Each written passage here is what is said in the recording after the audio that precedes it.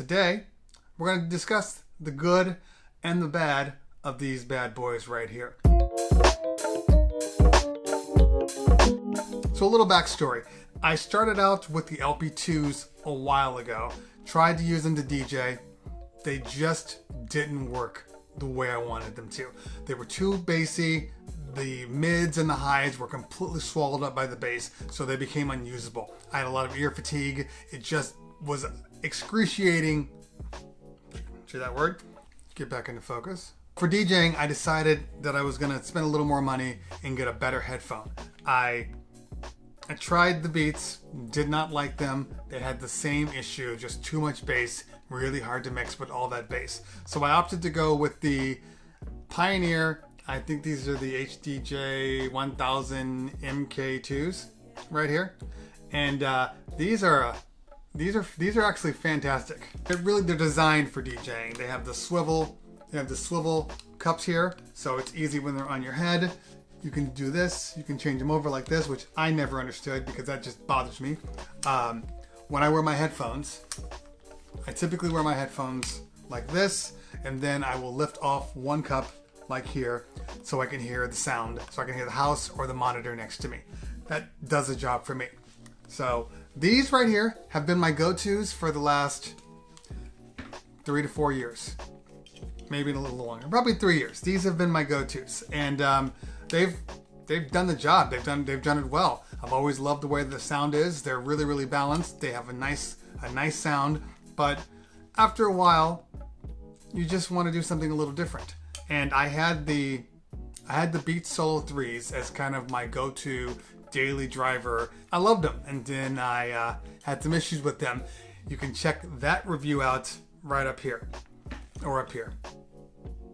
But it could be here, So I'm just gonna do this. When they died their very untimely death, I started to look for other wireless headphones that I could use as I walk around. But then I decided, why do I have to only have a headphone for walking around and a headphone for DJing?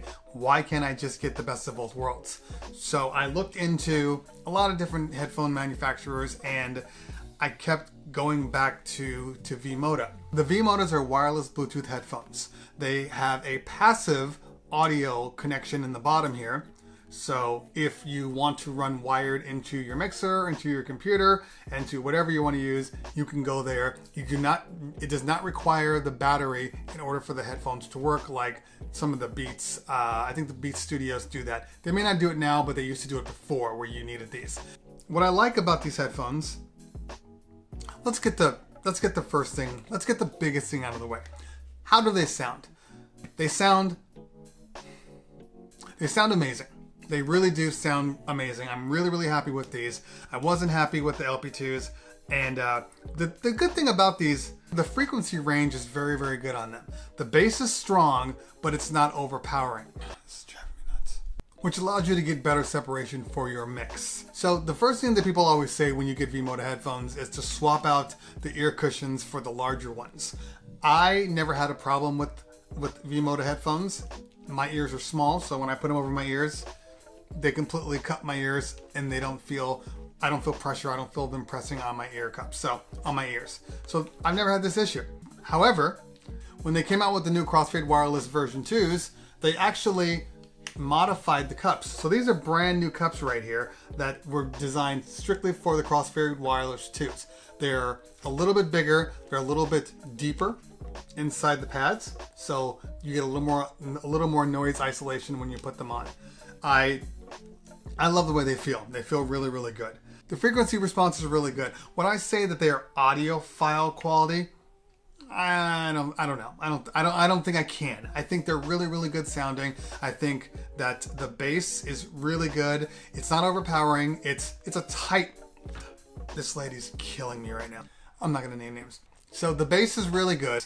She's just screwed me up. So the bass is really good. It's not overpowering. It's not boomy, but the bass is there. It's definitely there. It's not as boomy as the LP2. So if you're a real big bass head, which I'm not, I'm a bass head, but I come from an engineer standpoint. I like bass, but I like to be able to hear the mids and the highs also.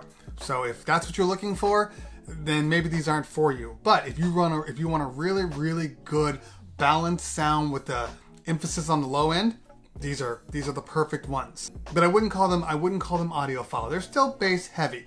What's good about the bass is really, really tight. So you're not getting a lot of, when you're dealing with headphones that are just lesser quality, and the drivers are just not that good.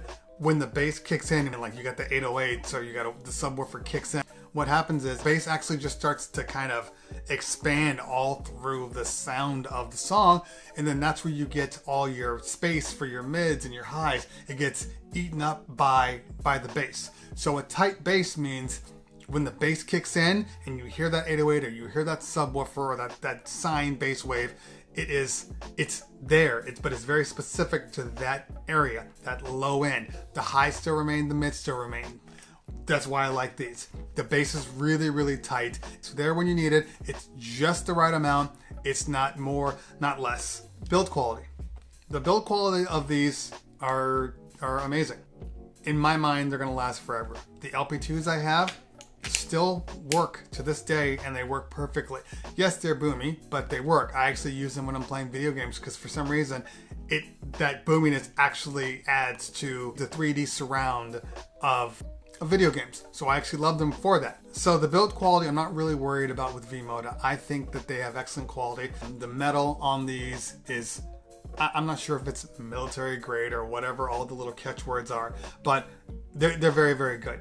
Am I slightly concerned with the click option here?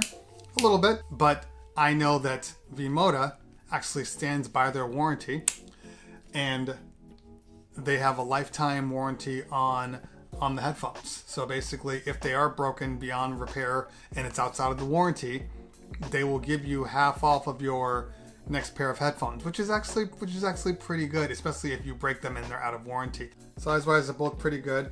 I think that the V-Modas have a better shape. That way, when they're on your head, they don't look as awkward. Here's the Pioneers. See? And the Pioneers have this little lip thing that obviously it's so you can turn the headphones and everything, but that for walking around, it's kind of a little awkward. Now, when you're DJing, people aren't really looking at you that much, but on the V-Modas, put these on, and they just have a cleaner look to them. They're just closer to the scalp, and they're just smoother. If I didn't have my hat on, it would still look smooth and look good, and I wouldn't feel weird walking around with, like, you know, antennas on my head. The headphone cases are significantly better. So here's the Pioneer right here, not bad. Here's the LP2s.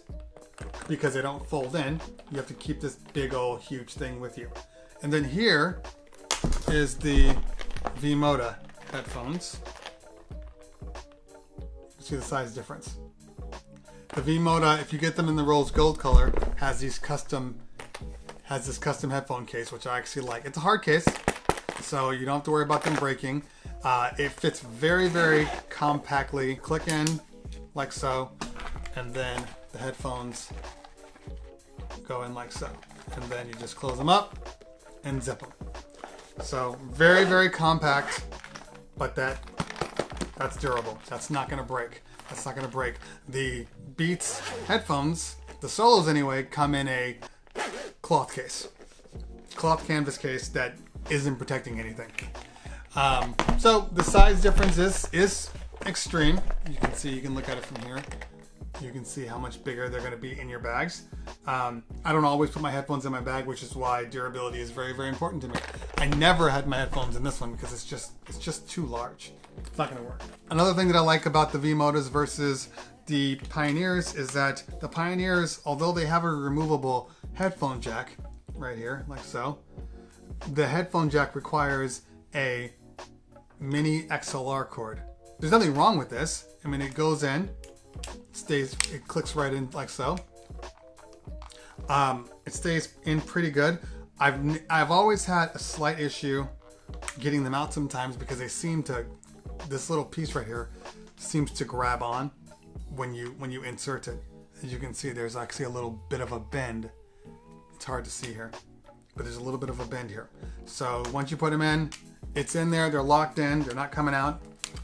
They do get a little loose right here. So you'll notice sometimes if you're DJing and the sound is weird, it's because this piece is just not completely clicked in.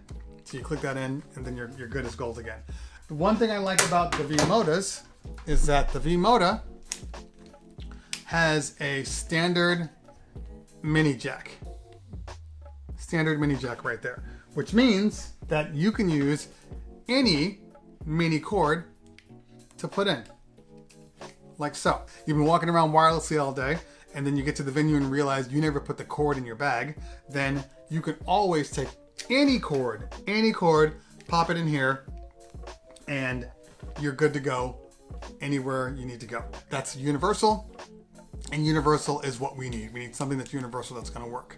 That way I can get in and out, and if I have any issues, I can change it. One of the cool things about the Bluetooth is that when you plug in this jack, it automatically switches to analog mode, turns off the Bluetooth, which is fantastic, and then you just go on DJing, working on your computer, whatever. The moment you pull these things out, the light turns back on, and now they're reconnected to your headphones, which is very, very cool. I think a lot of other ones should have this kind of thing in there. Like with my Beats, when I plugged them in, it automatically turned off the headphones. And then when I unplugged them, I had to turn the Beats back on again. It just switches off. These turn back on, so there's a little more fluidity to them. I like that. Let's talk about the bad of them. There aren't too many bad things. However, I have noticed, and it's hard because I'm coming from the Beats. So one thing is the Beats have 40 hours of charge in between charging your headphones.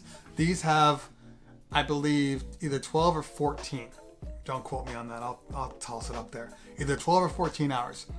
It's fine, but if you use your headphones as much as I do, within a couple of days, you are having to charge these up again. That's not the problem. I've noticed that if I have been using these, like say on my iPad, and I go to use them on my iPhone, and I switch, I do the connect, everything's good, I will have strange sounds and artifacts and all that stuff that's popping in, like the sounds popping in, popping out, and it almost seems like when you're too far away from your headphones and you have that connection error thing. So you get a little closer, the sound comes back in. So I thought that's what was going on. I thought that I was just out of range of my iPad. I looked down, I am connected to my iPhone, and it wouldn't kind of release this weird error thing.